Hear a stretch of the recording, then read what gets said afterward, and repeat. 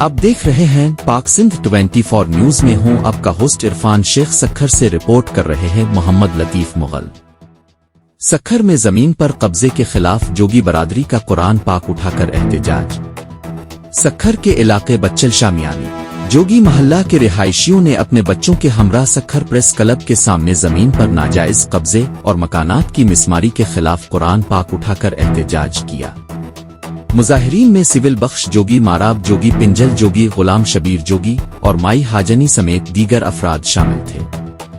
उन्होंने बताया कि वो कई दहाइयों से इस इलाके में आबाद हैं, मगर बासर जतोई बरादरी के अफराद उनकी जमीन पर कब्जा करने की कोशिश कर रहे हैं। शिकायत पर मुल्जिमान ने उनके घरों पर हमला किया, दीवारें तोड़े और संगीन नताइज की धमकियां देकर फरार हो गए।